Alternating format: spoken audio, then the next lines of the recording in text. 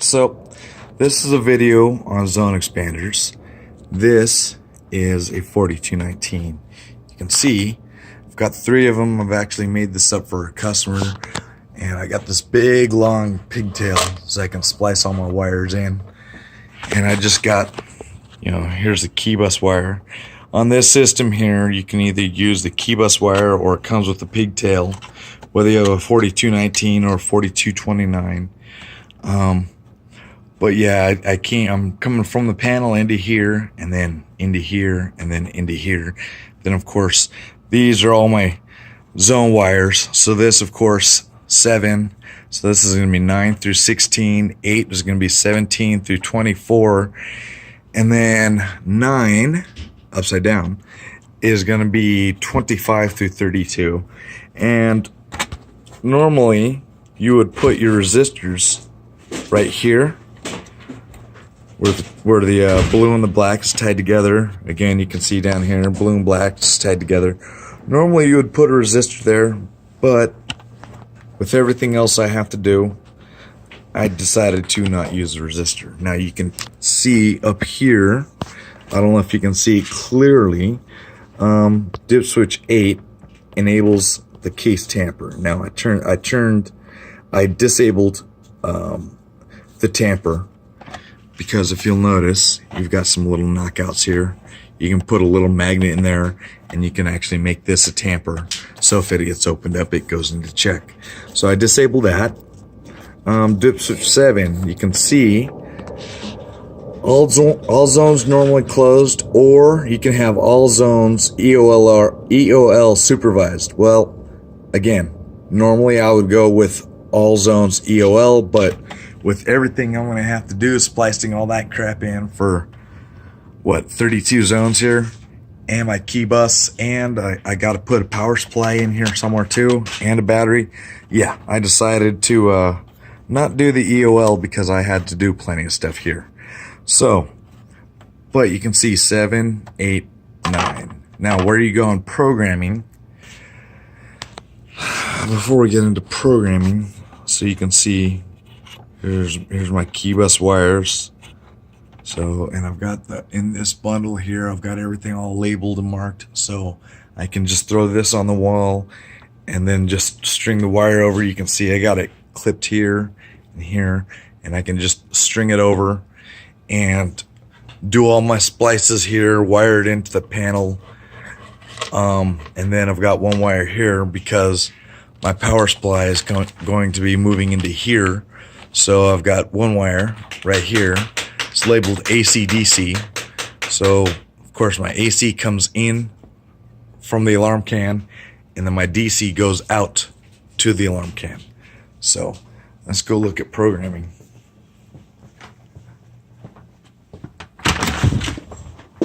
Now this is my keypad. I'm already in programming. So now you can do star 58. When it comes to zone expanders, you can do star 56 or star 58. I like star 58. I'll briefly run through both of them. So star 58, and that's just expert mode. Set to confirm. You can see it says 0, so I do not want to confirm. So I already have zones like 1 through like 28 or whatever. So I'm just going to go to 30. Okay. So now if you do field 58, what you're going to do is you're going to do 0, 3 or whatever zone type, and then don't hit star at this point because it's already set for RF. It's wanting an RF. But let's say we want partition 1. Okay, we're going to leave the report code at 10. Now this is where you're going to tell it 2 for aux wire. And you can see it went to address 09 because we're at zone 30. Now if I had started it at zone 9, that would have defaulted to address 07. Okay, so we hit star. Okay, let's go ahead and 0 out of here. Star to get out, star 5, 6. I don't want to confirm, whatever. We'll go to 31 because we just did 30. Now, so hit star, that's a summary. Zone type is 00 because I haven't programmed anything in. Same partition 1, report code. And right now the input type is set to RF. We're going to change that. So you're going to go to zone type. We're going to say 03 for perimeter. Okay, star. Okay, now it's going to partition 1. Yes, we want partition 1. This is where you would change it. You can change it to whatever. Okay, go back to partition 1. Okay, now report code, you're just going to leave that the way it is.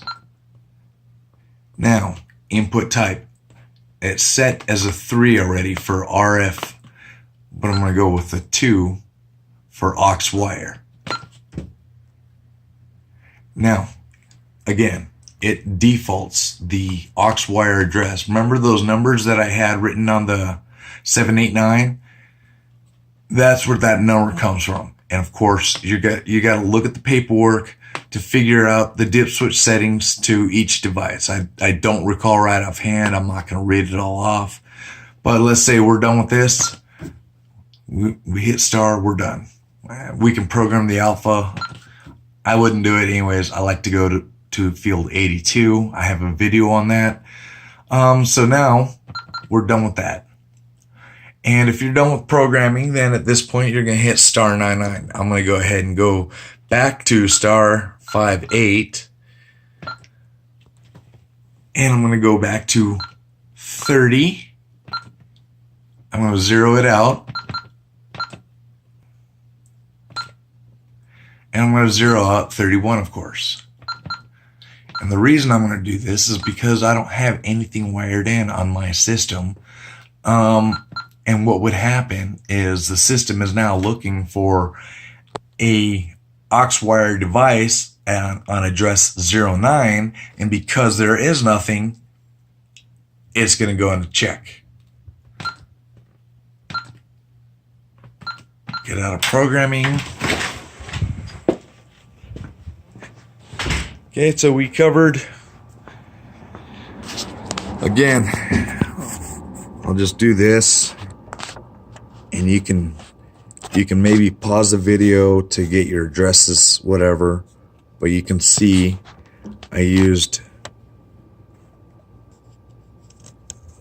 789. So of course address 7 looks like 234 off, 56 on, and then you're never gonna mess with, well, dip switch 1 is for the response time. I never mess with that. And of course I covered what 7 and 8 is for. So I did, of course, I set the dip switches in here at 7, dip switches here at 8, and the dip switches here at 9. And I like to label, even if I only had one of these, I still like to label it because I don't deal with this stuff every day. When I go back to a service something like this, it's nice to know that, you know, if you've only got one, chances are you're going to be on 7, maybe 8, depending on how the RF is. I always like to put my hardwire start at 9 through 13 even, which would put you at address 7. Okay, and like I said, I like to put a 7 on there. There's a 7 written inside here, just like that 9. Okay, so if that cover, if a service guy comes out and removes the cover, you still know what address this is at. Okay, so for service reasons, service issues, and once you get into the hang of it, you know that 7 is 9 through 16, 8 is going to be 17 through 25, 9 is going to be 9 through 20, 17 through 24, 25 through 32 for this one. And so you can see this is a lot more friendly than the way it's currently mounted. But so there you go. There's your addresses that you would want to set. I know it's kind of blurry. My phone sucks, but you can kind of get the gist of it. You just pause it, and then you can look and scroll over to see the number you want. Otherwise, that's it. Till next time, thank you. Bye.